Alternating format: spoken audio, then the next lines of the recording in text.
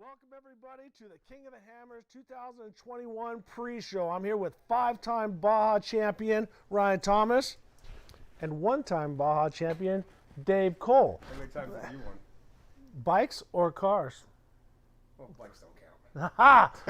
I've won one Baja 1000. It was this year with Robbie Pierce in Barry Caracas. So finally, Is that the old man trophy truck? a win's a win. Doesn't matter. Hey, did anybody else finish? We did. That's better than my Class 7F. I'll give you trophy truck legends over Class 7. It's all good. But hey, I'm really excited about the pre-show. We're going to go over a bunch of things, everything from the COVID plan, the classes that we're going through, a lot of new announcements on the course. Dave was sharing some things with me, that some places that only a couple people have ever driven. There might be this mysterious guy in a red chassis? Yeah, we're looking for a red rear steer car with trepidors.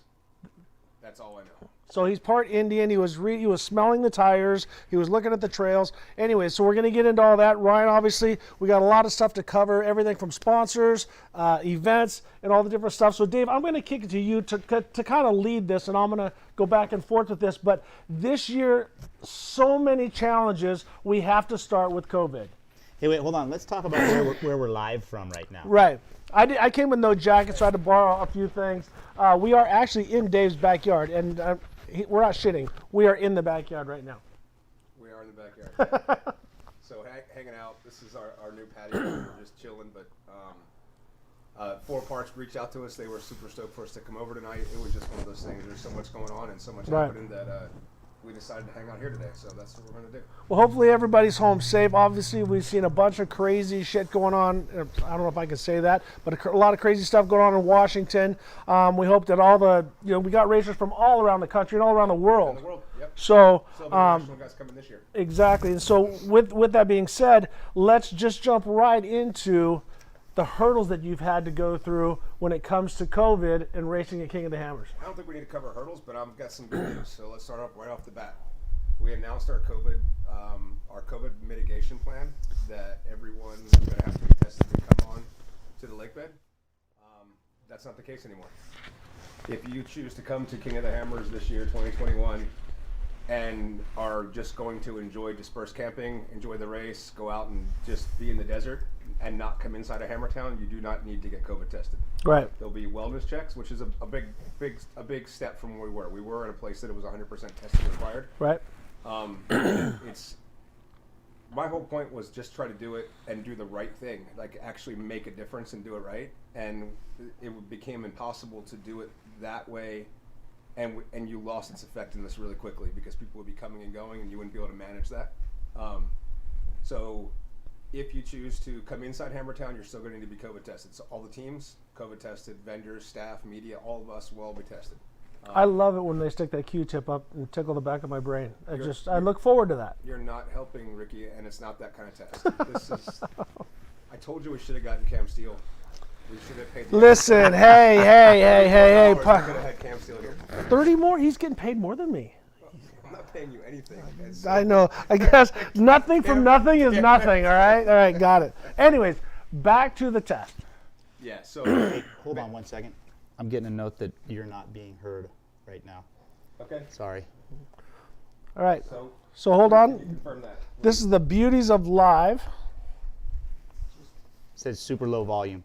Super loud, yeah. Microphone sticking in. Microphone's going the And right Rick's direction. very loud. I'm very We loud. already knew that, though. I know. Understand. That's why I get paid so much. How about now? I'll tone me down. Let's get a test on that. Anybody out there can say if they're hearing me better. This is like everybody's dream come true. Dave can't talk. I see Dave, I don't have to listen to him.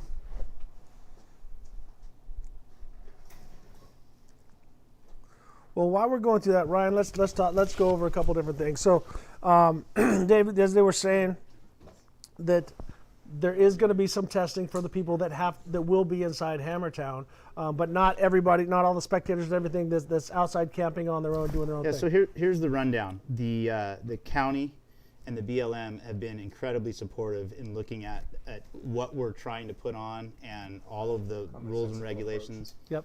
and they've been realistic in guiding us through this process. And in the beginning, we had proposed that we would test everybody that came onto the lake bed, and we all came to realize that that was not necessary. Dispersed camping, people are social distancing and staying in their small pods most of the time anyways. Yep. So what just changed here recently is the mandate or the agreement that we would test everybody coming on the lake bed is not an issue anymore. So Okay. we will be, at the welcome gate, you'll have to fill out a little form that just says you don't have any COVID symptoms, and we'll do the quick thermal check like it's happening at most restaurants Yep. and other places you go, and then you're free to roam the lake bed. And any place in Johnson Valley. And any place in Johnson Valley, Except exactly. for on race course. Don't go on race course. Don't go on race race course as is usual. You don't. go Yeah, on the race normally you course. can't do that anyhow. Yeah. Hammertown is a little bit more of a secured zone where to get into Hammertown, you will need to get the COVID test. You'll either need to show up with negative tests, or you can take an on-site test, a rapid test. It'll be a $20 fee, and you'll get your results in 15 minutes, and then you're free to roam inside of Hammertown. The general admission to get into the event, to get past the welcome gate, is $30. And It's the same. There's no additional fee to go into Hammertown Yeah. either. It's just the COVID test. the only additional fee would be to go into Hammertown proper, and that's just to pay the $20 for the COVID test. So, so it's not just teams. So if you're a spectator and you're a huge fan and you want to go in to Hammertown, you can pay the $20 for the test, get your band, and get in. Or is it limited to just? No, it's open to anyone that's willing to Anyone? abide by the protocol that we have to be able to have the event. Yep. Okay. Understandable. And if it's not your thing, if it's not your choice, we'll still have racing for you. There'll still be jumbotrons in other areas. There's still plenty of things to do. It's your choice. Now we've given that decision back to the people that choose to come out and enjoy the desert with us. Okay. So the other point worthy of mentioning is we can mail a test to a spectator as well. Okay. If you go online, buy a ticket, and order the test, we can mail it to you. It's the same price. Or no, it's $30 to have it shipped to you because we got to cover some of the shipping. Yep. Or you can test on your own with a third party and show up with your results, and we'll let you into Hammertown as well. It's crazy how much the world has had to bend to make things happen. I mean, you were down at the Ball 1000, Ryan, and you were there too. Anything but normal, no contingency, none of that. Everything was all open. So that puts us into, is there anything more you want to cover on COVID other than what we're going to talk about when it comes to the driver's meeting and things like that are different than the norm? No, we're going to talk about virtual drivers meetings and that stuff later. Yep. But I would like to have a cut in this and get onto the event side of it. Yep. We will take questions right now, though. If you got questions right now and you're watching and you want to understand what's going on, I'd like to cover the COVID stuff now, clear the table, hit the reset button, and start talking about the cool stuff. Sounds good. What do we got, Ryan? Well, yeah, so I'm going to repeat that just Are in they hearing case. me now? Are they hearing me now? by I the way? don't think so. Can we please solve that for that? No, but Let's go ahead and put that out there with my volume. We've got the first question. Will positive tests be reported to the government? Looks like we're going to do a mic swap out here. All right, Ryan, take it away. Yeah, will positive tests be reported to the government? That is a big NO. If you've got a positive test, we're just going to tell you can't come into Hammertown, but you're free to do as you need to do. is that better? What other questions do we have? What was the question? Will positive tests be reported to the government? If My you- answer to that was no. I would. So, if you come to the lake bed and test positive on the lake bed, then yes, we need to handle that appropriately. That doesn't mean you get reported. You have the test in your hand. If you test positive and you choose to continue to not seek help, then your only choice is to kind of have to go. I mean, you can't stay there. We're not reporting anybody to the I'm government. not reporting anybody. But we're not. We're also. And there's no HIPAA stuff here. I'm not going to ever see your test results. I'm not seeing any of your information. You're getting a set. You're doing a self-test if you choose to. If you choose not to, then you don't have to because you can still watch the race anyway. We got good volume with Dave now. Next question.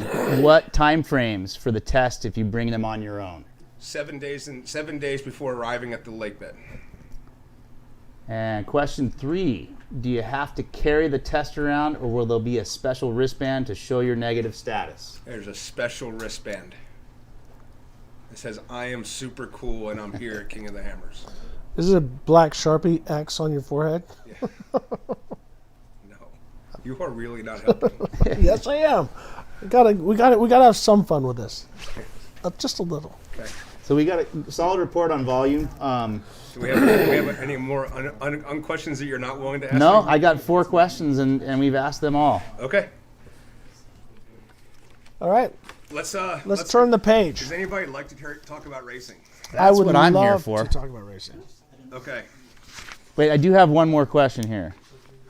What about people who have had COVID? What kind of paperwork do they need? Perfect. If you have had COVID, I just need something official. Ricky, you've had COVID. You Yep. had it in March. So Yep. when you as staff come into the lake bed, Yes. I need a doctor's note. And not like signed to Epstein's mother, like a legitimate Yes. from your doctor.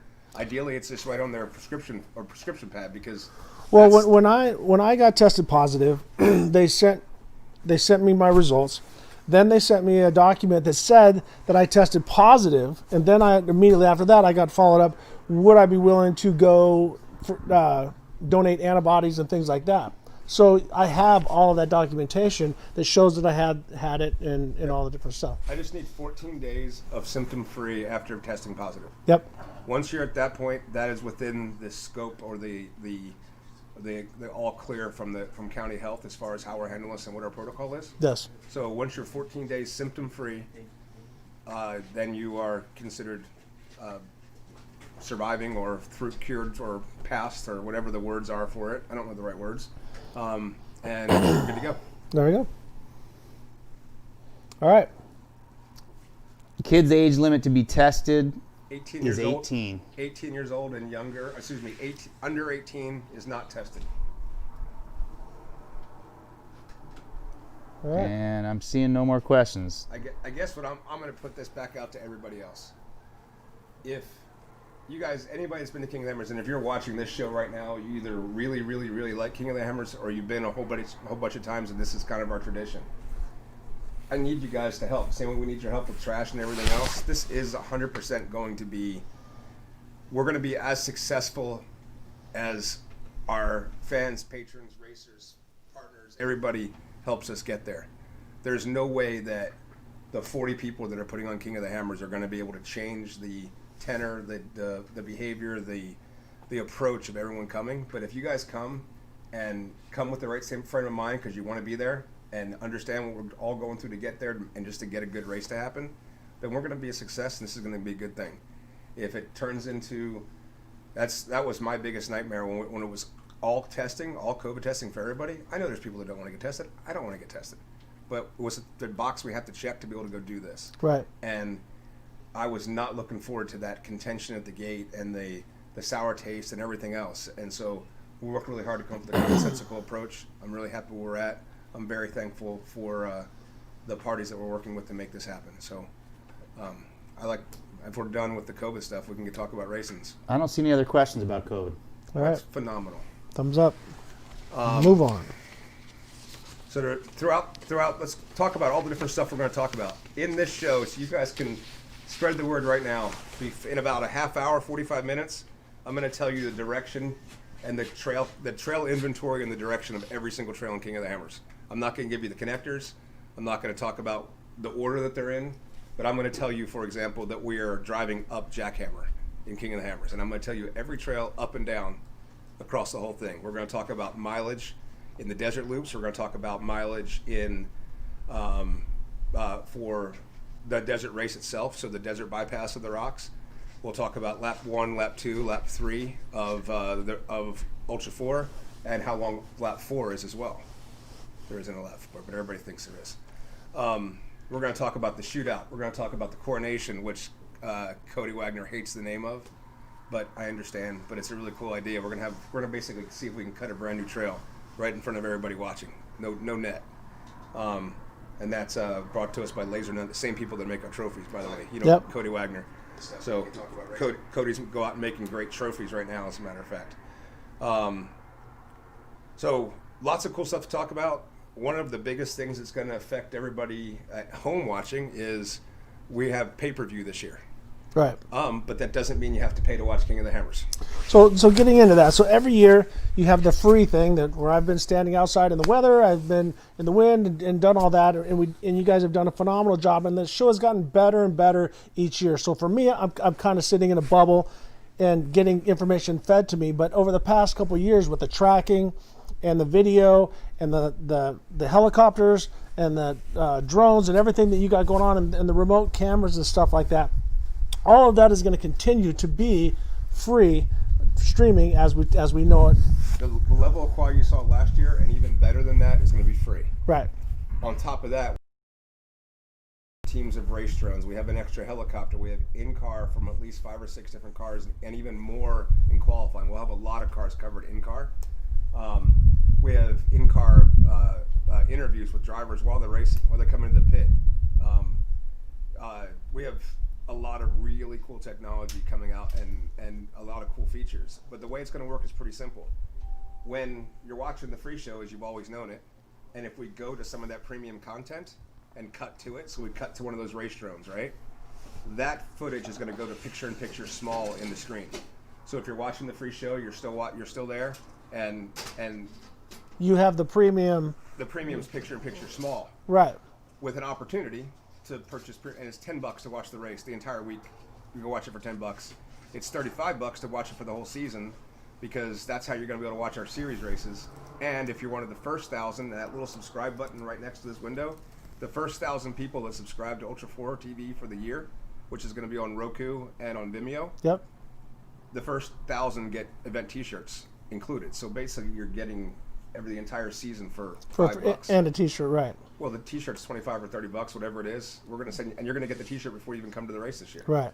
So it's worth it. We've spent probably about $500,000 each year making the live show happen, and we're trying to make it better. It's not a money grab. I want to make it better. I think there's more to do. I'm looking forward towards the day when we can give you a premium content, and as part of that premium content, you can choose which car to watch at King of the Hammers and watch the entire race from in-car, from any car on the track. You literally Right. just pick a car off the track and you're watching in-car live. Right. So similar to what they're doing in NASCAR. If you want to be in the car with your driver all day long, you can get there. Yep. But I've noticed over the past 5 years that I've been there off and on is that it gets better each year. Now, and obviously a lot of that is technology driven. We have the drones. You have the remote to be able to get the information back to the studio and get it out to the people. But how much has your budget grown for for the broadcast? The budget hasn't changed at all for the broadcast. We still don't have. I don't think we have any contract items. This goes back to me not being terribly awesome at business, but none of our contract items tied to revenue to support the show. The show is what we use to grow the event, gets more racers, gets more people, and everything else. We're just doing our business. I mean, it's the same reason Walmart doesn't charge you for running the power to the sign out front, but they still have a sign out front. No, but what I mean is with the technology and the more drones and the more cameras and all the different stuff, that budget has grown to you, not to the sponsor, but for you to cover this You're talking about from the days of shooting with your laptop camera. Exactly. And Hold running on a around second. pits with your laptop. That was Lance Clifford and Camo that did that. Lance Clifford sat there with his laptop, but Things have changed since things then. have changed a little bit. And so you obviously you have some exciting new partners that are working with you on this stuff, correct? Some people some people that are coming in to help you. It's all the same crew. The same crew. It's just I'm able to give them more budget. I'm turning them loose. We literally are sitting on meetings once a week going, if you could do the coolest thing ever, what would you do? How would you, if you could make this the coolest show possible, what would you do? Hi, Rick Johnson. Rick L, Rick D. All three of us, the three Stooges, the three amigos, whatever you want to call us. Rick Johnson, get ready. You're coming in as my double, or I'll double you. Or we talked about this. I've taken credit for your ball wins. Anyhow, go ahead. We're just going to make it better, and we're going to keep. I mean, I want to be able to do live telemetry to all the cars. I want to start offering services back to the racers where they can see live telemetry from the cars, and we're not far away from it. Right. We're building out a network good enough to make it happen. It's just a matter of a little bit more money. Yep. Like everything else, it's just like building a race car. You want a fast race car? Well, a little bit faster. Spend a little more money. And it turns out that yes, the live feed is part of the business, but there's quite a few people involved in the company that are just like tech junkies. Dave being one of them, Yep. Travis Walder being another. All the production crew, we get off on being able to do cool stuff like that.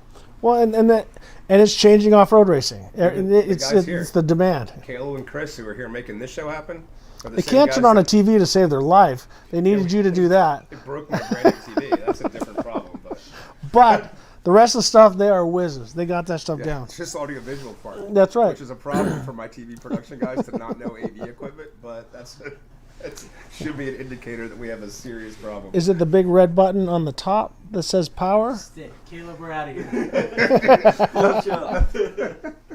Okay. Alrighty, let's get some moving stuff. on. Lots of stuff to cover. A lot of stuff to come back on that. Pay the bills. Let's pay the bills real quick. Can-Am, Ford, Monster, Toyo, Optima, 4 Parts, Method Race Wheels, Warren, King Shocks, Amsoil, BFG Garage, Holly, Laser Nut, Boxo Tools, Yukon Gear, PCI Race Radios. Share My Coach. If you don't have an RV yet, you better hurry up because the RV selection is getting slim.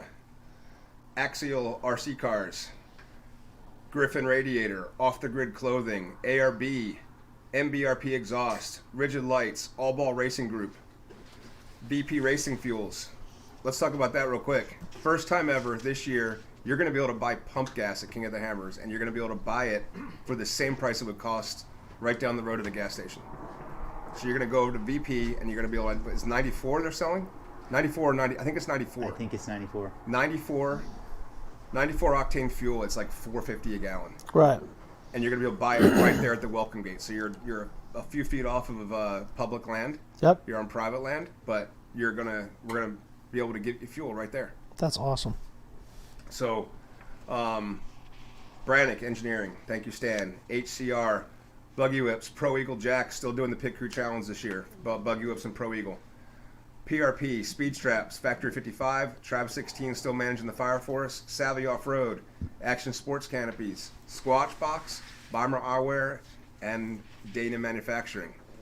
Still taking care of our volunteers. Thank you to the sponsors that are making the race happen. I'm going to keep going through this stuff. All right. So in order of stuff for everybody knows what we're talking about, we're going to talk about scheduled events here real quick. Yep. I don't need any of these bullet points. Final date for Garage Spaces is January 8th. Final date for Hammertown Tent Rentals is January 8th. Final date for Wi-Fi ordering is January 8th, and generator rentals. Online registration is January 15th is the deadline for that. Oh wow, we're paying out a lot of money. Got his attention. He paused. Yeah. Looks like we're paying out $270,000 just in the desert racing, and then double that up for a little over $500,000 in purses going out. So yes, go ahead, please hit subscribe, please. Hit that subscribe and pass it on to a friend on If social you want to media. register for the race, ultra4license.com. That's ultra4license.com. Set up a driver account, ultra4racing.com. Please set up your driver accounts because if not, we're going to make up who your sponsors are and where you're from.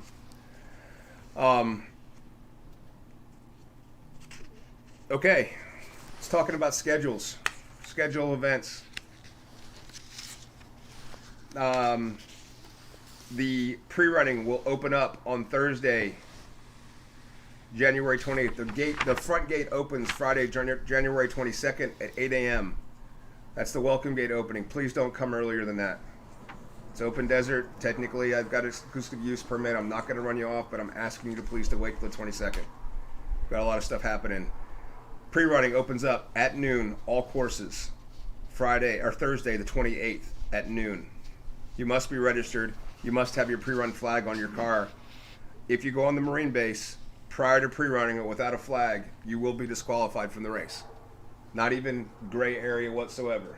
If you think you're being super smart and sneaky and going out on the Marine base and trying to pre-run, or you think it's super smart and sneaky and you don't realize you're on the Marine base, either way, you're disqualified on site. All I need is a description of your car and the car number, and that's the end of your race. Do not go on the Marine base before pre-running opens. Hey, I have some good news. Yeah. The first Vimeo subscriber. Oh my gosh, we're getting a ton of them. But the first one is Stephen Heller. Thanks for subscribing. Thanks, Your Stephen. T-shirt will be on its way soon. I think they're getting a code. The way we're handling that is we're emailing them their code, their discount code, which is a free T-shirt. Then they can just go and order up, and it's Awesome. on the way. Well, they're rolling in Did right anybody now. tell Roxy she had to ship out 1,000 T-shirts before King of the Air? Sorry, Roxy. Love you. Mean it. Friday, pre-running full course, open. We have a 7 p.m. drivers meeting for the Toyo Desert Challenge. That's all classes, 7 p.m. Friday night. Saturday morning, 8 a.m. It says 7 on the document, but I moved it back to 8 today because I know we can get everything in. 8 a.m. is qualifying. We're going to do a random draw between the UTVs and the Class 10 cars. You understand these challenges we got going on? Yes, I'm all about it because, Mark Burnett is a friend of mine who has actually beat me in a couple of races because I broke and he's running. I'm in a Not trophy because truck. he's faster than you? No, he's not faster Better? than me. Please. He's in a golf cart and I'm in a trophy truck. So. Sounds like he's way better than you. He's then. way better. Yeah, he is. Anyways, but we've had this talk about how the UTVs have had to start so far in the back in the dust and how they have to work through so many different vehicles before they get there. And so with them having all-wheel drive in the sand, that's going to be an advantage, which I think the Class 10, which Ryan, you race down in Baja, they'll have the advantage on some of the big bumps. But as long as these open turbo cars are, what would you, if you had to choose between two, you have two cars sitting there side by side, would you go Class 10 or would you go UTV? So I'm really at the point I've driven both of them, raced both of them, and I'm going to say it's a crapshoot right now. That's not an answer. I'll give you I my said answer. pick one. I'd pick Class 10 You pick Class 10. Why?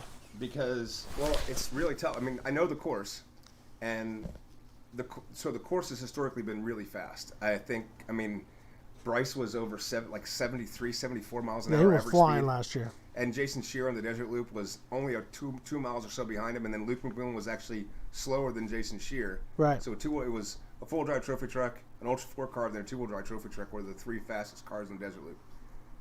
Regardless how you looked at it, it was speed. It was really fast. Right. And from my perspective, a Class 10 car can outrun a UTV on wide open, go get it stuff. They've got more speed. They can go that speed longer without belts, that kind of thing. Right.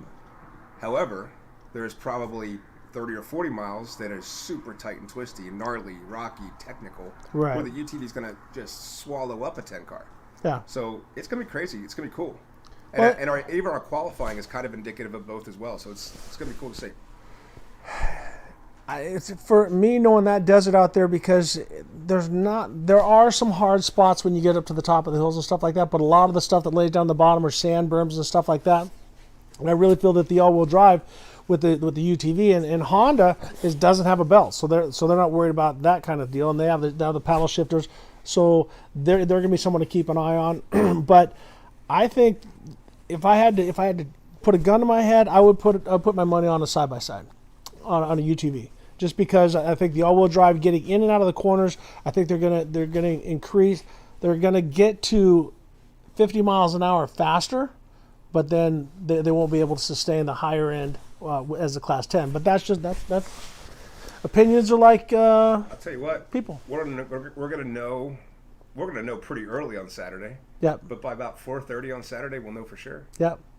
So And I don't think there has not been a showdown, like literally between Class 10 and UTVs ever. So this is the first time where they're literally thing- going. that was And there's just- real money up for grabs. that was just me being a fan. I go on Race Desert. I like why you sit there and watch everybody argue about it. It's like, all right, well, there's only one way to really find out. Hey, you're a tough guy. You go want to race. fight? Let's fight. Oh, but we qualify, and they have to start from the back. No, we'll just qualify you guys together, and we'll just intermix the classes. So that there's a couple other things you got to think about when it comes to passing and doing different things. That if you're able, if a side by side gets in a tight section and they're able to get by somebody, get by a 10 car that out qualified them, how much straightaway speed are they going to have before that they can pass somebody? Because my cousin who used to tell me all the time, you can be actually over a second faster on a quarter-mile oval, and still it's impossible to pass them unless you knock them out of the way. You're not going to have that speed. So there's going to be a lot of factors, and honestly, I can't wait to see it. And I hope that this is the beginning of more things to come. Right on. So that's Saturday. We're going to do, and then Saturday night, we're really going to have some fun. So Empy and Baja Jerky have combined together to help make this race happen. We're paying $20,000 for the Class 11 showdown. And it is going to be on the short course, under the lights, but it's going to be a kind of a tweaked short course. So we have about 2.5 miles of desert all within that fenced area there, all under the lights for the most part. And we're going to race for about an hour and a half. So I'm expecting to get, 25 laps in. We're going to figure that out with the drivers. Can you imagine how big the sand whoops are going to be, Ryan? For a Class 11, rolling through the corners. Because it doesn't matter what you're doing. If you're hammering the sand the way that thing is built, which, I mean, you guys have done. I was out there shooting some stuff, a commercial, and you don't even know where that's at. It's just put back to completely like brand new. And then you guys go in there and build these big berms and everything. So that is going to be, it's going to be hard to finish that race. Yep. I will say, driving in a Class 11 car, I raced a Class 11 car back 10, 15 years ago, and it is not as rough as you would think it is. It is actually a smoother ride than you would suspect. You beat yourself up exactly as much as your body can handle. Exactly. Whether it's a Class 11 car or a four-wheel drive trophy truck, you are still beating yourself up exactly the same amount. Yep. All right. So, Sunday morning, Larry Rosser is going to help do some broadcasting for the Class 11 show. It's going to be our announcer for the Class 11 Showdown. Congratulations to Larry for winning another Ball 1000 this year, by the way. That is 87th, right? Like 150, I thought. Yep. Sunday, go to some more desert racing. The Toyo Desert Challenge, Day 2. This schedule might change a little bit. And I'm going to call some people out, but we gave trophy trucks all the life, all the glamour, all the TV shows, all the stuffs, and we have 7 trucks right now. We gave them a lot of money. I don't know. If we're still sitting 10, 12, 15 trucks, I'm not giving them their own race. I'm going to put them in with the spec trucks and the Class 1 cars, and they'll go in qualifying order. So if a spec truck beats a trophy truck, bummer. Well, we've seen that Brock Hager put it up right up towards the front. So But that's if the trophy trucks don't show. If we get up to 15, 20 trophy trucks, I'll put them on the course. But I can't make a live show out of 7 trucks driving around. all right, trophy trucks, you heard it. We need more trophy trucks out there. Don't you drive a trophy truck? Huh? Huh? I drive Trophy Truck Legend. Do you have a Legend class? I'll call Gus and we'll show up. Okay. Damn, no respect. All right, can I go over something on when it comes to that? And you bridged over it, and you could tell me that you have something for it later. But you said about the drivers' meeting. Do you want to go into that, or a little bit later how it's virtual? I'll touch the drivers' meeting in a second. Let's talk about the course details on. It's 77 mile for Loop A. Okay. And 40 miles on Loop B. Okay. So 117 miles for 1 lap. We'll run 2 full laps. Yep. And then 1 more lap of the long loop. Okay. That'll get us to 300. Got 300 and change. It's 114, 228. Yeah, it's like a 305 miles. Got it. So that's our all the desert race classes will all run that same race. Okay. Got it. 305 miles. And there is, because I had someone ask me, you are not capping the entries on Trophy Truck Spec, because if they come, they're racing. They come, they're racing, and they pay an entry fee, and they get a COVID test. Yeah, obviously that, but I'm just saying, it's not like, oh, we're doing 30 guys or whatever. If 50 of them show up, 50 are racing. Go. Let's go. Got Yeah. it. Yeah. And we're paying $50,000 purse just between B1, which is really any unlimited buggy. There's some Ultra 4 guys. I hear Paul Hirschel's racing. So there you go right there. Yeah.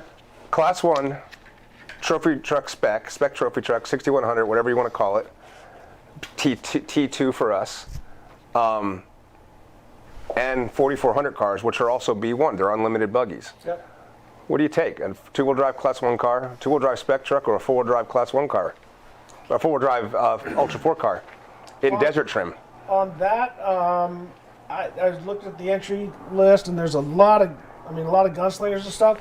But I would have to take Cody Parkhouse in the buggy because they in the B1. Because here's why: because buggies are a little lighter, and they're with the independent rear. They're able, like in the sand. Like if you've seen how fast Harley Lentner would go in his buggy and stuff, so that's my shot. You know, and I could be wrong, and anybody could beat him, but.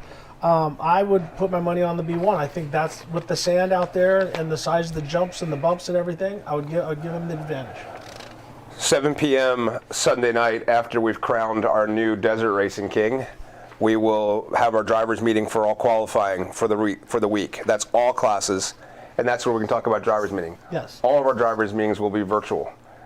The way this will work is pretty straightforward, and Travis Walter can correct me, but how about he'll just make it happen. We have a Wi-Fi system on the lake bed. We can carve out an intranet, not an internet. We can get a feed where we can communicate to different people inside of Hammertown. Yep. Each team is going to basically assign a phone, the crew chief, the driver, whoever is the person, the one point of contact, and that's going to be our ability to contact the team whenever we need to. Conversely, that's the team's ability to contact us whenever they need to. They can check in with us directly at all times, 24 hours a day. They can get me even without cell service. On that same backbone, that same infrastructure, we're going to be able to do a Zoom call drivers meeting. Right. And we'll be able to tell who's on, so we have attendance covered. And that's just it. We'll do our drivers meetings that way. We still have a big tent. We're going to be doing some SEMA tech talk stuff and some Ford tech stuff in the big tent still, but we're not going to be doing drivers meetings that way. So, Monday, we have the Can-Am UTV King of the Hammers qualifying. That starts at 9 a.m. We're going to go through all the time slots in a second. I'll read off all the names and what slot you're going to be qualifying in. We also have the Holly Shootout presented by King Shocks and Action Sports Canopies, and plus the Laser Nut Rock Coronation. So the coronation is. Cody's figured out a trail that has never been run before. It's directly next to the shootout, our shootout trail. And when the shootout gets someone hung up in it, then we'll send a rock crawler up the other side. And so we won't have that downtime during the shootout. We'll either have a rock crawler doing their thing on one course, and right next to it will be the shootout happening. And that way we don't have those long, drawn out, while we're trying to do recoveries. Those rock bouncer guys can get themselves pretty hung up because they leave it all hanging out there. It's a pretty great show when they do their thing. Yeah. But so that's Monday night. 7 p.m. is our All Balls King of the Motos mandatory riders meeting. 7 p.m. also virtual. Tuesday morning, we're actually going to do a split day. We have the 4 Parts Everyman Challenge qualifying day, as well as the All Balls King of the Moto. 2 races, one at 9 a.m. and one at 3 p.m. The second race is only about an hour and a half long. It'll be done by 4:30. All the motos will be happening during the day this year. The motos will have full coverage while we'll so effectively for the first time ever have 2 different broadcasts. We'll have a motos coverage and we'll have qualifying coverage happening. So you'll be able to watch both. Perfect. You're gonna figure that out, right, Chris? Okay, cool. Okay, 5:30 Tuesday evening. The Pro Eagle and Buggy Whips Pit Crew Challenge. Boxo Tools, I think, is also part of that deal. Wednesday morning, we are doing qualifying for the 4400 class along with LCQ. We're also doing tech and contingency for the Can-Am race. Wednesday evening is our drivers meeting for all classes of rock racing. So everyone has one drivers meeting on Wednesday night, and that's our last meeting of the entire event. Thursday is the Can-Am UTV race. Friday is the 4 Parts Everyman Challenge. And Saturday, for the first time, is the King of the Hammers powered by Optima batteries. I'm going to put to rest some rumors here real quick. I've been saying Nitto King of the Hammers for quite a long time. Before that, I said Griffin King of the Hammers. Right. I'm not saying anybody's name before King of the Hammers this year, and I think that'll be rectified at some point. This is a pretty crazy year, and that's just the way it's going to be. I felt it was more important to have continuity where we were. I'd rather not just be jumping from sponsor to sponsor. So hopefully as the dust clears next year, we're right back to the same family and the same sponsors we've had all along. It was a contract year. It also lined up with this pandemic thing we got going on. Yep. And I'm going off script. Nitto gave me no talking points, but I don't want the rumor out there saying that Nitto somehow abandoned us. They haven't. They're still partners, and they're still people that we love to work with. We're just kind of sitting this one out for this race. Yep. So that's that. Hope I didn't say anything wrong there. Maybe I don't have a sponsor anymore. Who knows? Where are we at? That was Saturday. That was Sunday. That's Monday, Tuesday, Wednesday. We've already done it. We're all the way through Saturday. Saturday night, 10 p.m. the race ends, and everybody picks up all the trash and goes home safely. Let's talk about some of the cool stuff that's happening around Ford being a partner this year. Okay, I can do that. I've got that one right here. Look at that. Loaded up and ready to go. It's year 2 of a 3-year sponsorship. I think it's probably fairly safe that it's out of the bag with the Broncos coming out this year. So the legend returns. There will be 30, I think. I've heard 30 Broncos on the lake bed, 2-door, 4-door, and the Broncos Sports. And they will be doing ride-alongs, and I believe you can even drive. And you're going to meet some members of the Ford team. There's Lauren Healy and Vaughn Gittin Jr., Cameron Steele, and Brad Lovell will all be there. Bronco team engineers, the Bronco Nation, their online community. They'll have Bronco merch and giveaways and everything else. And we are super stoked. I think the thing that I'm most excited about with Ford coming out this year, I don't know the exact numbers and I'll screw this up, but the new F-150 has 7,000 or 7 kW of power to the bed.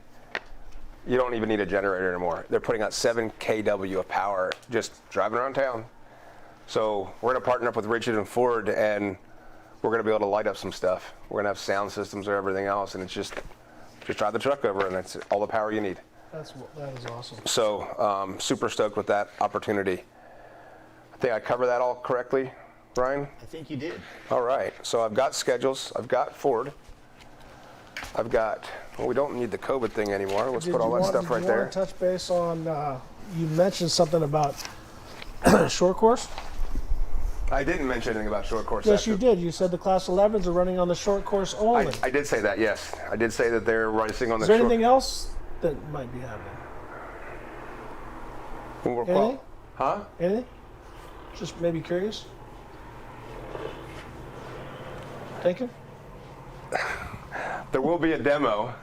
All right. So there's been, if anybody follows short course out there, and I hope some of them do, the West Coast series isn't happening anymore. The partner that was running that is not doing that right now anymore. Yep. And there's a new series kind of come out, going to fill that void.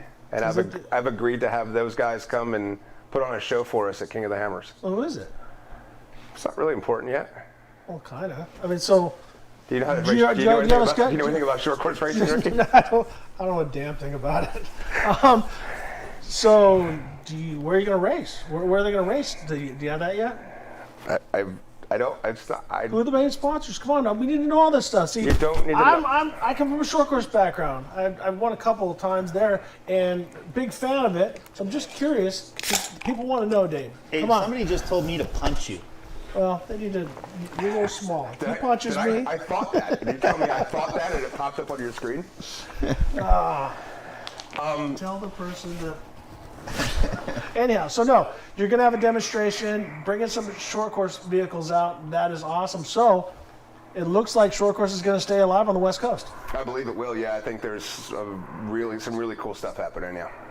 That's awesome. I mean, because obviously, Lucas, you got to give it to them. I mean, they've supported short course from the beginning, all the way back in Crandon and all the different stuff. And evidently, it doesn't work in their business model and stuff like that. So, no poo-poo on them. I mean, they've done their part for 15 years, and they brought it to another level. They've done a great job. But I'm excited to see who these new guys on the West Coast are. We'll talk after the show, and see where it's going, because this. I'll be honest with you. I'm a fan of racing, and when it comes to automotive racing, I mean, there's nothing more extreme than Ultra 4. I'll give you that. And when it comes to speed, there's nothing that goes faster down bumps than a trophy truck. But when it comes to just door-to-door banging on each other and just all-out racing, there's nothing better than a short course Pro 2, Pro 4, Pro Light battle, because the gloves come off. And half the time the bodies come off as well. So that's going to be awesome. I'm looking forward to hearing more about that. Right? Someday. Someday soon. Okay. I'll find out. I'll let you know. Watch my Instagram feed. More rock crawling. More rock racing? Yes, more rock racing. So we've already done desert. We've done that. Well, yeah, we're gonna get to rock. So here's what I was gonna start. So I've got a few more things to talk about. Really, I'm gonna talk about all the trails that are on the rock course. I'm gonna talk about the EB class coming out. But before I go there, what I'm gonna do right now is go through the qualifying order for UTVs. I'm sorry, for UTV and Class 10, and then all the way through the desert classes. I'm going to talk about I'm going to give the qualifying order all the way through all classes right now. And as soon as I get done that, then we're going to talk about the rock trails. We're going to talk about the EV class, and we're going to answer some questions and be done here. What time is it? We're doing okay, or are we? We're flying. Have we already blown through an hour already, Ryan? 48 minutes. Okay, well, we're going to beat this thing in less than an hour and a half. We got this. Okay. In order, any of these names that I say, and you have some feedback, yep, keep it to yourself. First off, 8 a.m.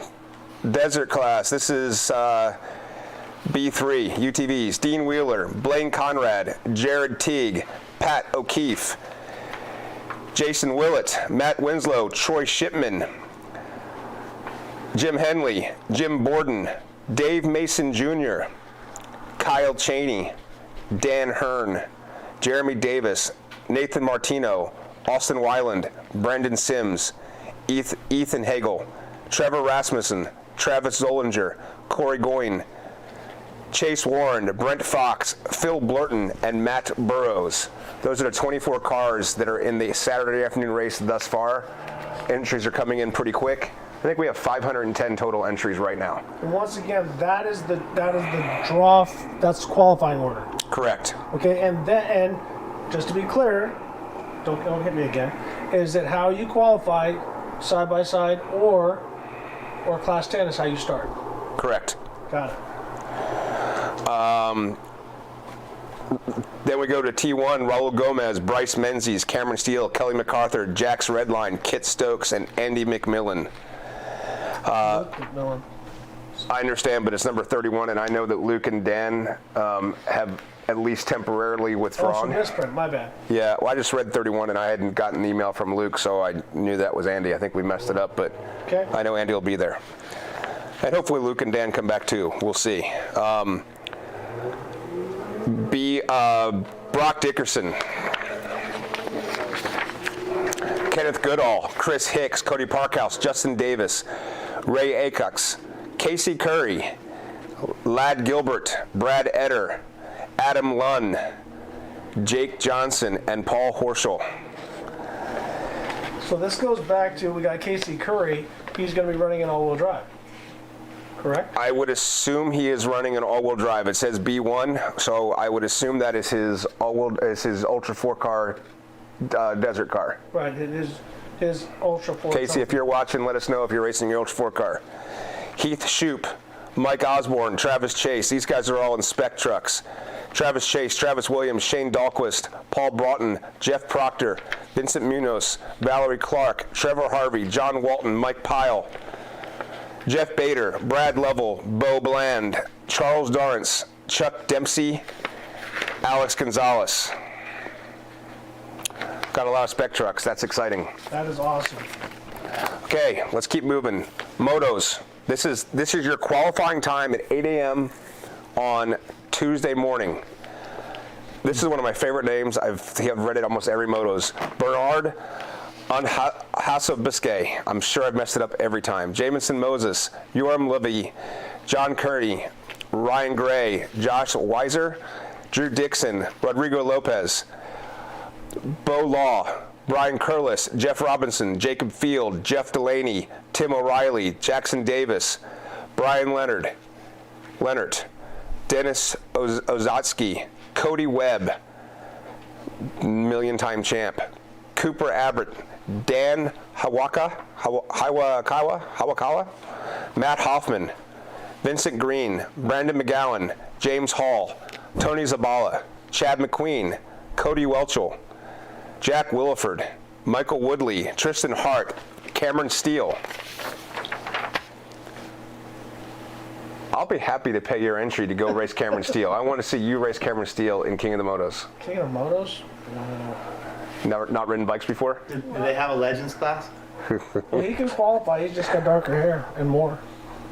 It's not darker underneath that. Dan Jensen. Love you, Cam. Kyle Negus, Mario Murillo, Alex Lair, Wayne Dickert, Travis Brock, Shane Redline, Dennis Sweeten, Justin Koo, German Aragon, Louise Forsley. Louise is back. That's awesome. Sean Kepler, James Stearns, Will Reardon, Connor, Najedli, Tom Walker. Thanks, Tom, for having the last name of Walker.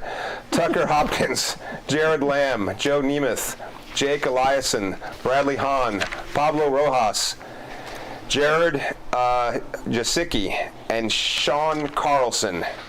That runs out. That's all desert cars and bikes in qualifying order. Just a quick note here to remind everybody that's listening, all these qualifying orders will be posted on the website tonight after the live show. So if you're missing it here right now, you'll be able to find it on the website. Copy that. UTV. This is for the Can-Am Rock UTV race. This is your qualifying order. 9 a.m. Nelson Sparks, Robert Taylor, Jesse Nelson, Austin Weiland, Chris Cornell, Kenny Butts, Steve Mueller, Lauren Healy, Garrett Toombs, Steve Schneider, Mark Molasoli, Aaron Clark, Zachary Davis, Nathan Zollinger, Brian Reed.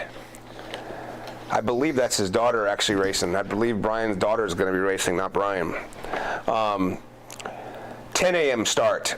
Troy Shipman, Bailey Cole, Kyle Osborne, Heath Taylor, Dan Wyrick. Cool to see Dan racing UTVs. Ronnie Anderson. That's RJ's brother, right? Yep. Little brother. Yep. Taller. Yep. Patrick Murray, Jason Niemer, Tristan Montgomery, Edgar Felix, JP Gomez, Marcos Gomez, Raul Gomez. We might want to take some. Alan, don't put any more cars in the 10 a.m. slot. We're going to have a lot of recoveries. You missed Rob Tinglestad at the top there. I was saving that name till the end because that name makes me tingly. Rob Finkelstad, Brandon Hurd. So Rob, you're actually before JP, Marcos, and Raul, which is good because there's probably going to be a mess on the race course. I'm just kidding a little. Jacob, 11 o'clock hour. Jacob Versey, Joshua Smith, Chris McDaniel, Levi Shirley, Ray Johnson, Mike Snook, Dylan Heiser, Jim Henley, Tristan Leone, Daniel Markley, Mark Welch, Chip McLaughlin, Jay Shaw, Benjamin Miller, Adam Kennett. That's the 11 o'clock. We'll take a break, and at 2 o'clock hour, we'll be back with Michael Lee, Zandy Willems, Ron Schaefer, Robert Smith. Ron Schaefer is the guy that built this patio, by the way. Him and his girlfriend, Nice job, Treasure. Thanks, Ron. Robert Smith, Ben Jones, Phil Cagliaro. It's going to be good to see Phil back. Garrison Calloway, Michael Cox, Louis Leon. Said that name before somewhere. Chris Holland, Valerie Clark, Matt Peterson, Chad Jesse, Jeff Gorsuch, Mike Sawyer. 3 o'clock hour, Mike Mellon, Sarah Price, Anthony Yount, Brent Zimmerman, Robert Stogner, Patrick Larabaru, Christopher Dangler, John Duckworth, Brian Biggers, Ryan Kummerfelt, Jacob Tuma, Caleb Broker, Rodrigo Ampudia. Good to see Rodrigo back too. Luke Shepard. And the Power Hour in the Can-Am UTV race. Jason Weller, Justin Barth, Waylon Campbell, Shannon Campbell, Johnny Greaves, Cameron Steele, Jerry McGrath, Casey Curry, CJ Greaves. I thought we were putting a bunch. I thought the talent was supposed to be in the Power Hour. I don't know. I mean, Couple I've heard most of these guys. I think.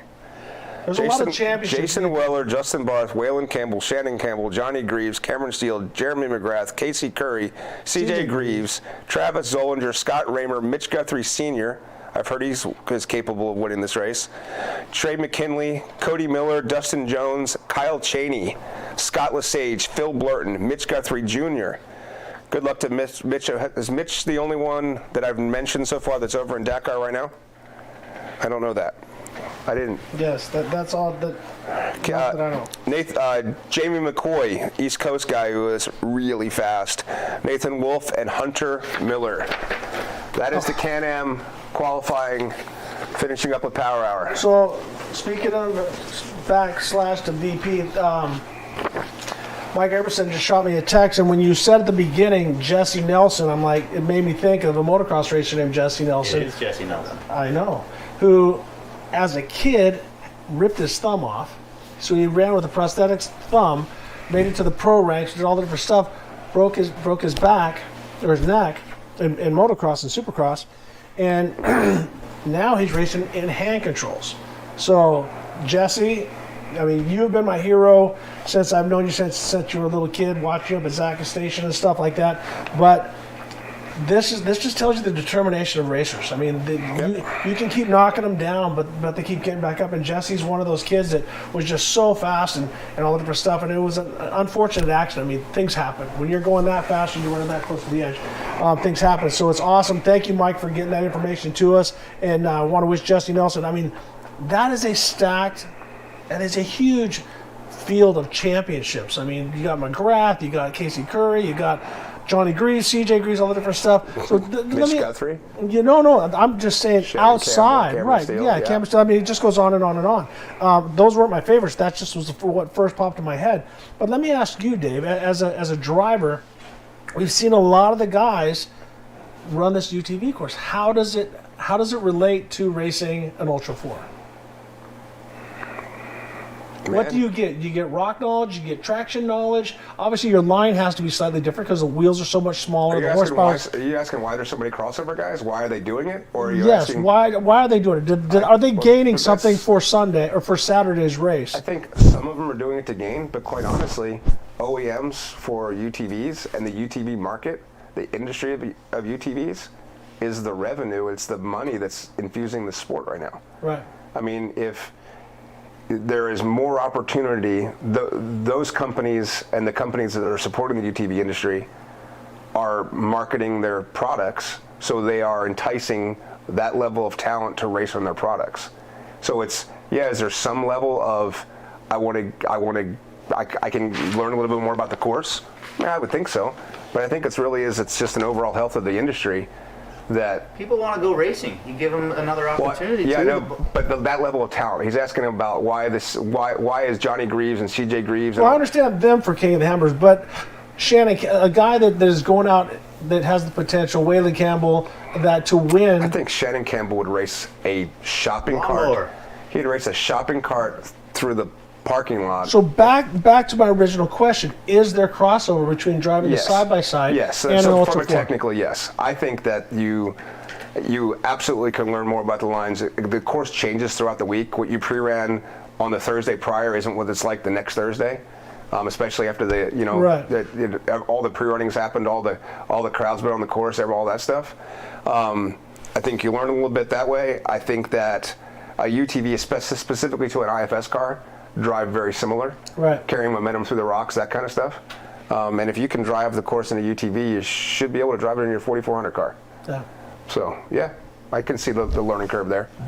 It's kind of like the guys that they'll go to the Mint and do the morning pre-runner race. Exactly. So they can see the course. But well, that's what I was saying. So for me, it is, as I said, what I call the dirt knowledge. You know, because you've gone when you took Luke and I to Chocolate Thunder, it was awesome. There was no sand on the rocks. It was filled up in between the different stuff, and then all of a sudden during the race, it gets so worked out, and from people shooting sand all over the place, it completely changes the traction of the rocks and all that line and stuff like that. So I know that I would do it because of just sheer. I would want more seat time. But with somebody that has that much seat time and is so good at their craft, is there some translation? So maybe someone can text Ryan, say yes or no. Or I agree with you. No, I think you learn the rocks more, and if you can pull it off and you can find the lines for the UT for the most part, you should be able to drive a 4400 car through it easier. For the most part, sometimes not. They're narrower. They can get through some stuff differently. Yeah. But well, as we talked about, I was out there. With the Honda with the 2-seater and the 4-seater, and I felt the 4-seater, like a lot of times when I went there I thought Luke was going to eat me up in the 2-seater just because of getting through everything, but the length of the wheelbase was helping me bridge the gap from point to point, and Luke was getting a lot more sideways and hanging off the edge a lot more than I was. So it's going to be interesting to see. I think majority is going to go with the 2-seater. Absolutely, yes, absolutely, especially in the Can-Am car and the Polaris. The Can-Am 4-seater is long. It's a long car. Yeah. I like to race more in the desert, but it's short course. I mean, for rocks, it's way too long. Yeah, way too long. But it's an amazing car to get around the desert. Hey, real quick, let's circle back to the VP. We did get confirmation it's 94 octane on the lake bed for regular vehicles. Yep. Did they give us a price? Don't have a price yet. I know they're selling it in 5-gallon barrels, and they're selling it right out of the pump. Both ways. And what this means is you don't have to leave the lake bed to go get fuel for your rock crawler, for your UTV, for your. It's open to everybody on the lake bed to buy fuel from VP at a price that is similar within a few pennies of what you'd find at a gas station on the road. Super convenient. Yes. Thank you, VP, for making that happen. That wasn't easy. VP will also be putting the hand sanitizer all around Hammertown as well. They are all about trying to help us make it the best event we can get. One of the things worthy of noting here is we do have a partnership with Onyx Off-Road, and you are going to be able to download race course and spectator area, and well, not download the race course. You'll be able to download their app. There'll be a link on the website and other areas where you can download this app, get a discount. But the cool thing is that Hammertown will also be up on the map, so you'll be able to find the vendors that you want to go see in Hammertown. Right on. Okay. We've covered the fact that the course, let's talk about some course details. And then I've got 4,400 driver stuff. So the people that, I'll do one more plug, pay-per-view. There's a subscribe button there. It's $35. The first 1,000, we shouldn't have hit 1,000 yet. The first 1,000 get an event T-shirt along for the $35. That gives you the entire year subscription to Ultrasport TV.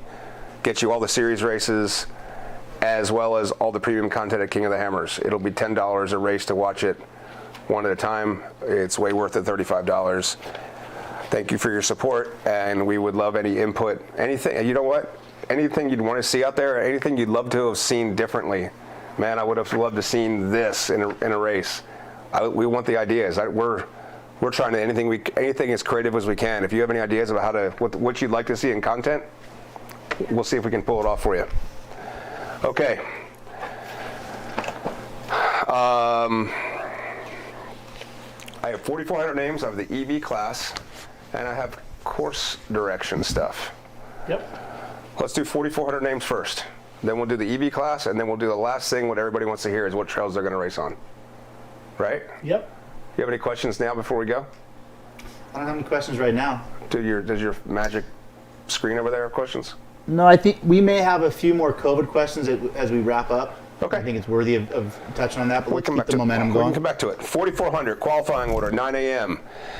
Jared Gunter, Eric Blaze, Nate Jesse, Andrew McLaughlin, Eric Foster, John Grounds, Ron Prindle, Kevin Yoder, Tom Gilpin, Stan Haynes, two of my favorite humans in that class. I'll let you figure out who those two people, actually there's several humans in there that I like a lot.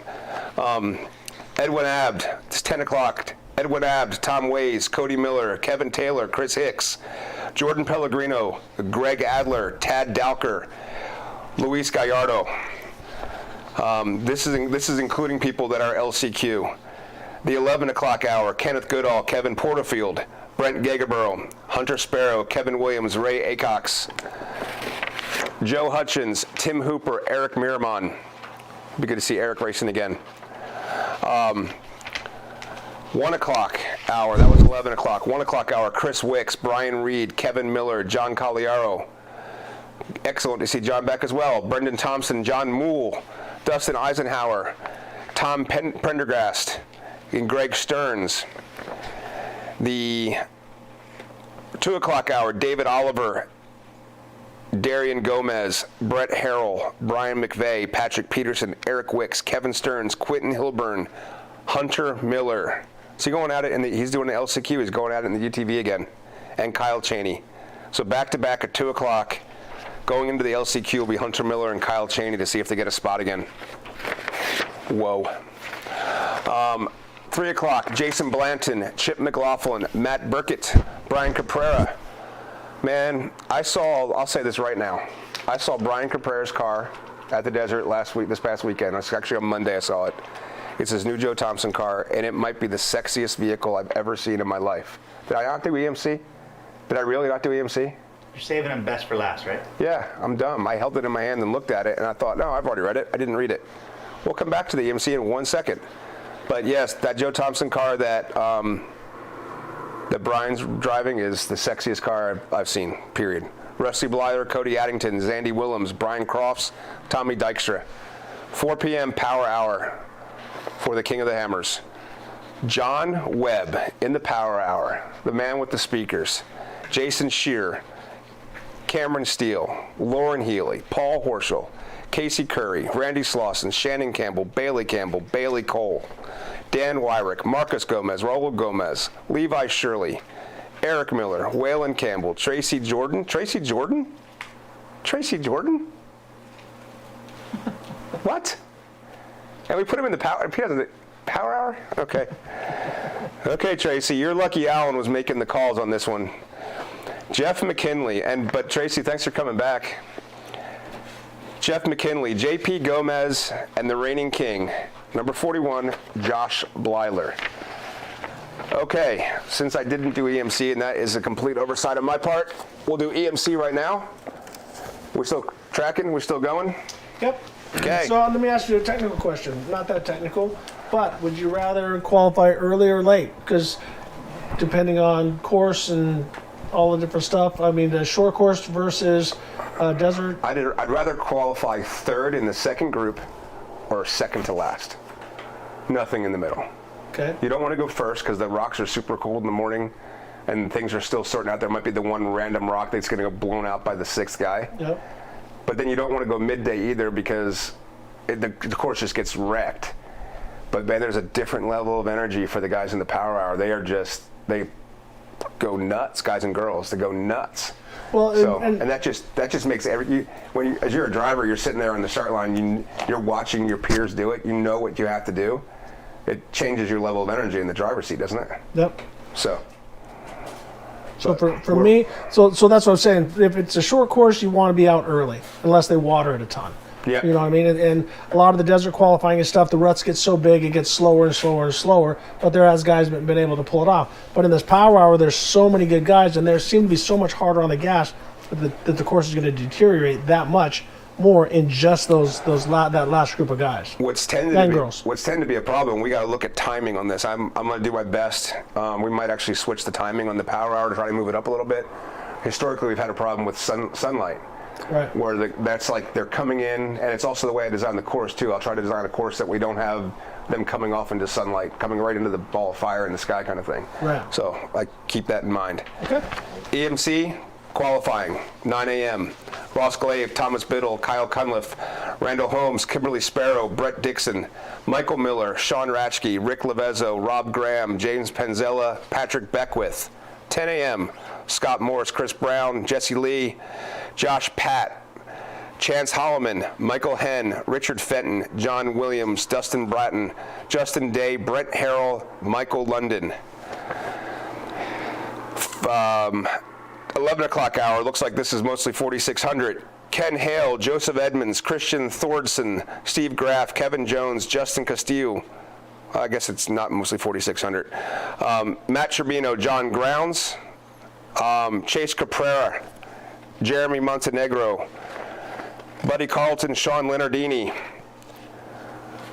2 p.m., Scott Foley, Michael Amaral, Connor Foltz, Joshua Baxky, Benjamin Miller, Travis Riley Sr., Brian Trempy, Mike Johnson, Josh Allen, Victor Bunnis, Andrew Gorman. I just said Michael London a second ago. I'm positive of it. Allen? Man, it's the same car number. We will get that rectified. I'm not going to read it twice. Anthony Arola, Jace Nix, Pete Fierro, Trevor Foltz, Eric Wickel, John Holtzman, George Schooley, Justin Foxworthy, Paul Tyler, Joe Mashier, Dustin Sexton. Power Hour, 4 o'clock. Dawson Allington, Chuck Crossland, Dwayne Garrettson, Sean Rance Sr., Levi Shirley, Albert Contreras, John Snell, John Schaefer, John Matthews, and Casey Gilbert. I'm sure there's more on this next page. There they are. David Hartman, Cody Sinclair, Justin Hall, Jesse Oliver, Kenneth Goodall, Justin Barth, Jeremy Jones, Dan Fresh, Cade Rod, who hasn't registered yet, but we're assuming he's going to, and Brad Lovell. The 19 people that are taking rear starts: Brandon Sloan, Derek Miller, George Evans, Vaughn Neville, Alex Fleming, Amber Turner, Anthony Hadsel, Anthony Vanoy, Chad Miller, Daniel May Applegate, Dottie Callenbeck, Josh Atterbury, Justin Bainey, Justin Reese, Ken Carter, Martin Lang, Ryder Mudwalder, Sean McNamara, and Vince Blass. That is all 510 people that have currently registered for the 2021 King of the Hammers and all its associated races. Damn. Take a breath. Have a Take a sip. breath. Let's talk about scheduling tech through Roxy. Yes. I just got a text message that Cam Steele might be in DMC qualifying as well. Can't say what car yet, though. Cameron Steele might be racing Everyman Challenge in qualifying. He doesn't know what vehicle yet, but it's Cameron Steele. You never know when he'll show up. So circling back on scheduling tech through Roxy at info@ultra4racing.com. I believe we've got some remote tech possible We're doing as well. remote tech. I think Tribe 4x4, Tribe 4x4 did it a few weeks ago. Adam Woodley in Nashville. I think he's in Nashville, Murfreesboro, wherever Adam's at. He just did one this past weekend. So yeah, I believe there's one coming up at Wayne Iselson's shop, All Tech. Yep. We're trying to spread out tech around the country so you can get your car tech before you show up. Make it a lot easier for you. Something else we need to talk about is a relationship with Forest River. Forest River RV manufacturer. They will have if you own a Forest River RV, there will be a special camp area, and they're planning to do some fun stuff with the Forest River RV owners.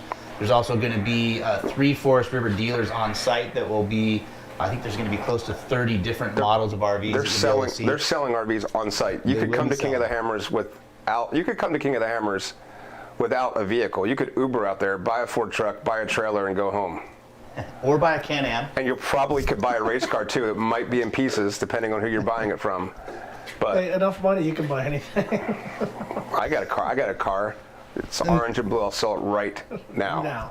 The cool thing about Forest River too is our staff gets to Sorry, stay kid. in Forest River trailers this year as well. So I think some of our staff's going to be pretty stoked to be in some brand new, nice, clean trailers. Absolutely. Okay, I am down to talking about the EV class and talking about the trails. I think we have 11 up and 7 down for the entire race course, not counting the times that we run it multiple times. EV class first. For the first year ever, we are doing an EV class. I believe that the only entry thus far is Kyle Segelin, Boston Kyle. And ironically, he is racing Bailey's Toyota 4Runner that he originally started in. He put a Nissan Leaf motor in it, all batteries, took out all the combustion engine stuff, and he's racing a stock, and what was a stock Toyota 4Runner. Now he's racing in the EV class, so he is not going to be encumbered with all the stock stuff. But he's making a run. I saw it make noise. It doesn't really make noise, but I saw it make motion. That was cool. So does it have a motor, one for the front, one for the back, or one per wheel, or how's it working? I believe that he figured out a way that he can bolt the Nissan Leaf motor directly to a W56 tranny. Really? It like just goes clink and bolts together. Perfect. So you take out the 22RE, you put in a Nissan Leaf motor and Nissan battery packs. I'm giving away all Kyle's secret sauce, but lots of butt connectors, I think, and electrical tape maybe. But yeah, that's the EV class. On Kyle's Great Engineering, PSA from JT, all new cars have to be tech appointments. All new cars have to Have to have tech appointments. have to have tech appointments, yes. Yes. From Roxy. So if you have a new chassis coming to the race, you must make a tech appointment so we can tech your chassis. If you have an abandoned chassis, you just go through contingency tech and go racing. Okay. We will be using a new tracker this year. Unfortunately, Let's back up to EV. yes. Haven't you assembled a board of directors for that class that's going to be guiding us through? I've assembled a board of directors. I'm very fortunate to work with John Warniak, formerly of SEMA and longtime Detroit, kind of, John. Radar. Radar, is that what you call him? Well, Herb Fischel from Chevrolet gave him that name because he was like Radar on MASH. He was 2 steps ahead all the time. And actually, John was the one that handpicked me to race stadium trucks. Nobody else believed in me, but he did. He's a really cool cat. I like talking to him. I like working with him, and his energy is past contagious. Yes. And he's put together a board of directors for the EV group that is.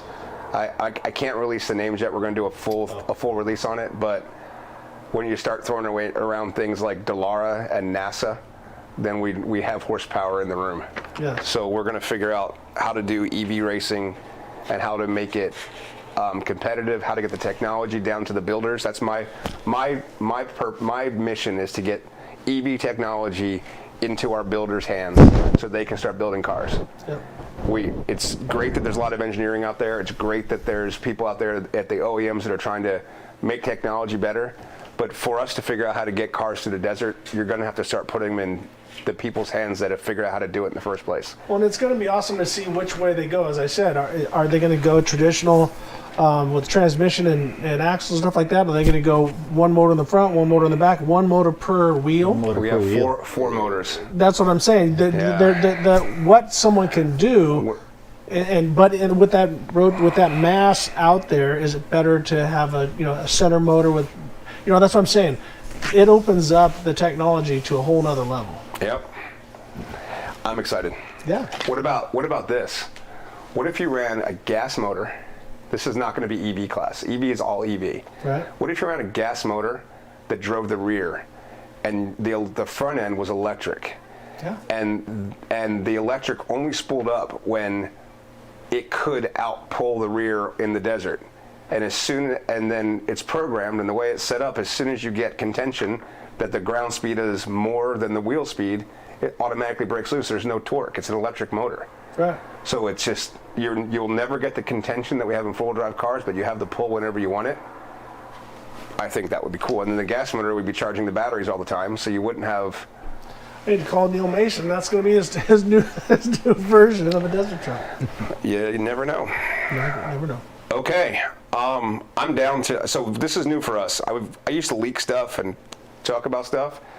I'm going to give out the trails that we race and the directions we're going to do it, not in any order. This is considering 3 laps for King of the Hammer, so I'm not going to, I will say what's 3rd lap so people don't go kill themselves in the EMC. So is there any questions before we do this? I think people just want to get this and get on with it. They want to get on and move on with Here we go. with the night. We're going up outer limits. We're going up the fork, which is the turnoff from outer limits. We're going up back door, but that is 4,400 only. That's not true. It's EMC as well, right? No, it's not. I don't remember. I got to think about that. We're going up Wrecking Ball. We're going up Sledgehammer in 4,400 class. We're going up Jackhammer in all classes. We're going up Hell to Pay in the 3rd lap of 4,400. We're going up Idle Issues. We're going up Bender Alley, all classes. We're going up Hell's Gate. We're going the up route through Cougar Buttes. We're going down Spooners, all classes. We're going down Clawhammer. We're going down Nightmare, which is a fairly unknown trail that parallels Clawhammer, and that's lap 3 only. We're going down Chocolate Thunder. We're going down Her Problems. We're going down Jack North. And this is where you need to find the red buggy with the trepidors. We're going down a new trail that literally was just run 2 days ago. And the main reason, so we have full disclosure, the reason why I'm giving all these trails right now is the only way that I could get that trail run is to spot Bailey down it. So for the first time ever, Bailey actually knows a trail before everybody else does. And that is the reason why I just gave everybody the trail names now. Because the only thing he knew until right now was that we went down a trail that we called King's Graveyard. I want to talk about this one for a second. This is lap 3 only, 4,400 only. It drops off Fissure Mountain all the way from the top, all the way to the bottom. It's longer than Outer Limits and steeper than Sledgehammer. It is technically the coolest trail I've ever been on at the Hammers. By far the hardest rock trail we've ever raced in Ultra 4 racing, period. Harder than going up Sledgehammer, harder than anything we've ever done by a long way. And it'll be the second to last trail on the course. And the really crazy thing, and this goes for, actually it only goes for 4,400. The really get it on thing for this year's stuff, we talked about this earlier, with the exception of 2 trails, you have to run all of those trails on lap 3 without any opportunity to go to the pits. So there is no pit 2A anymore. There's only a pit 2. And once you pass pit 2, you have to do everything and get back to the main pit on the 3rd lap without any opportunity to pit, which is roughly 47 miles without fuel. But more importantly, all of the Hammer trails and plus a bunch of optional ones. And you still have to make it all the way back to the desert and back home with no opportunity to pit. King's Graveyard, the name is very appropriate. I believe that it's very likely someone's going to go into King's Graveyard with an hour lead at King of the Hammers and not come out. It's that hard. It is super cool. So pick a number. How many cars do you think will finish? 20. And 20 and 4,400. All the other classes, the course is hard. Very, like the UTV race is way harder than it's ever been technically. Everything's harder, but the 4,400 is nut punch harder. Now, do you think anybody will finish in daylight? I think this might be the first time we've ever realistically had a chance that the winter finishes at dusk or later. Okay. It's shorter. It's only 190 miles. It's shorter than it has been, but it's all of the rock trails, and a lot of them are up. And it's legit. It's really cool. So the thing I thought about King's Graveyard, I honestly believe there's a very real chance that not everybody that takes the start line at 4,400 could even drive down King's Graveyard at all. And I thought about that, and I thought about, so we're going to put a lot of safety out there. We're going to light the trail, because I'm worried that people are going to try to drive down at 9:30 at night trying to finish. Right. They're chewed gum, and now they're in an incredibly technical place that there's lots of elevation changes. The spotter's getting out of the car, the co-driver's getting out of the car. I was worried about all that stuff, so we're lighting up those obstacles. We're going to light them up for both for production and for safety. We'll have safety guys out there. How are we going to do that? I forget the name of the company, but a company called me up and said, I got lights, and I said, cool, we need them. And we're also working with Ford and Rigid on that, I think, right? Ford is helping us with lights out. Ford and Rigid are helping us with lights for the shootout and for other general stuff, but that's going to be in the new F-150s, and you're not driving an F-150 to where this isn't Kansas. It's gnarly. But it's hard enough, and I thought to myself, if you can't drive down it, you shouldn't be able to call yourself King of the Hammers anyway. And it's that hard. It's going to be cool. I'm really looking forward to it. And you and I talked about this before. Even chances are most people won't even try to pre-run it. No, I would. You would or you would not? I would, because if you don't pre-run it at all and go there to drive it cold at 7 o'clock at night or 8 o'clock at night, and you didn't go pre-run it because you just didn't think you'd get there. Right. There's nothing about walking to that trail that you go, oh, I see the line. Right. I mean, we started walking the trail 3 weeks ago. This actually walked up and down that mountain 3 times so far. Nice. That's how committed I was to getting the trail done. We had a lot of help cutting the course, cutting the trail, but this goes back to the dude with the red truck. I got to so we have a very, very clear rule at the Hammers. You run the trail, you name the trail. Right. Right? So technically we didn't run it up yet, we only ran it down. When we started walking it, no one had ever driven it. It was abundantly evident, no chance whatsoever. But we started walking it 3 weeks ago, and within the last 3 weeks, someone in a red buggy with trepidors, and I'm talking, it's like there's one track in the sand. Right. Can't tell if he made it all the way through, he or she made it all the way through, but we made it down. If I will honor, if somebody else tells me I'm the guy, I ran that trail, and you get to name it. Tell me what it is. It's yours, because you earned it, every bit of it. We're running with King's Graveyard right now, and as soon as we find out something different, that's what we'll run with. But somebody earned to call that trail that. It's cool. Awesome. All right. That's all I got. I mean, I've literally gone through everything. I'm sure Alan's going to tell me I've missed a paper. I forgot an entire class of racers. Dave, let's swing back through just to touch on the COVID expectations, because I know that's hot and heavy on everybody's mind. I know we want to try to finish on a positive note, and we will. And we don't have to call this negative. It's the reality. It's a positive thing. We're putting on a bitchin' race. The last big event in the United States was King of the Hammers, and the next one's going to be King of the Hammers. Right. So it's not. None of this is easy, and none of it's a joke, and we all have to do our part. But what are the questions? What do you got?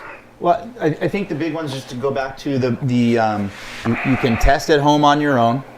You can request and pay for a test that we'll mail to you, or you can get tested at the gate. And the test is only required to get into Hammertown. If you want to come and watch the race and go to the spectator areas, the test is not required. Correct. And the last option for COVID protocol is having paperwork that shows I've been vaccinated, or I've already had it and I'm symptom free for 14 days. Right. So if you show any of those things at all, or you can, like Ryan said, you can choose not to be tested. You just can't come in Hammertown, unfortunately. We'll have you back in another year. Pit mileage. I don't have exacts. I can guess it. We didn't put race miles onto the race course yet. I just literally handed the race course into BLM today. We just finalized it. I had to figure out if we could run King's Graveyard. The longest stretch by a long shot is that 47 miles on lap 3 for 4,400 cars, but that's 4,400 only. The longest get besides that is the desert loop, as always. Leaving pit 1 back to pit 1 is your longest get. But nothing outlandish. Everybody's within fuel windows. I think the desert guys are going to have to start. They'll have to start figuring out what's advantageous. Do I pit it at pit 1? Do I fuel at pit 1? Do I fuel at main pit? That kind of stuff is all going to based upon what their car can do. I think everyone's going to have to fuel. I don't think anyone can run. No one runs 300 miles on fuel, do they? No. Yeah. So everyone's going to have to fuel. Well, except for Kyle. Kyle has to fuel too, because Kyle's got to change batteries. He's got to change all batteries? He can only go like 41 miles on a charge. Not seeing any more questions. I think it's worthy of making comment today. Today's been a crazy day in our country, and I think what the for me, and I think for us, it's been a crazy year for us. But we've put our head down, and we've worked as a team, and we've created events throughout the year that have been safe and fun for everybody. And we're going to do that in 3 weeks. Our country is not falling apart. The people that make this country up are good people, and I just think it's the right way to end this show is end on a positive note. We are a tribe of people that love to get outside and play in the desert, and we're doing that in 3 weeks, 2 weeks. we're going in 48 2 days. hours. Yeah. Anybody that's like, "How are you sure it's happening?" Well, yeah, I'm moving there in 2 days. It's happening. This race is happening. So, anybody that's been procrastinating, going, "I don't need to pull that motor because I'm not racing," guess what? You're racing on last year's motor. It's on. Awesome. So, nothing else. That was easy. Hour and a half. Perfect deal. Let everyone get back to their deal, and then they can go back to watching the news and all the craziness is what's happening in our country. And as Ryan says, it's going to be awesome to get back to a sense of normality, and for the racers, put their helmet on and get inside that world and go get some rock time. Please. And for spectators to get out and see their friends and get out in their wheelers, because that's one thing that's positive about this. More people have been working on their cars, riding motorcycles, and getting There was outside. 10,000 people at the Hammers over New Year's. No, that's what I'm saying is that this people are going, well, I'm going to do something. I'm going to get out. So awesome. I'm looking forward to seeing everybody. I'm looking forward to doing the show. Any surprises for Sunday yet? I mean, for Saturday night? Saturday night after the race. Well, last year you had Sublime. That was kind of a little bit of a... There's no music. There's no music. There's no music. Let's put it out right now. We are. I don't need to create more situations where we have more people. Right. So there's no music. Not this year. It'll be back. We have horsepower. We have horsepower to dance to this year. All right. All right, everybody. So that wraps up for 2021 King of the Hammers pre-race show. Once again, I'm Ricky Johnson, Ryan Thomas with Dave Cole. Thank you guys for having me. I didn't say much. I was just kind of here hanging out, but really looking. You said a lot, man. Shut up, Ryan. Anyhow, I'm looking forward to it. As I said, last year was an unbelievable race all across the board, and this year, I think everyone's going to be really excited to get out there and go bang some rocks again. The guys from the East Coast are getting out of the snow, coming out west, and it's going to be a lot of great new technology and great competition. So let's go racing. Cheers. See you in Lake Bend.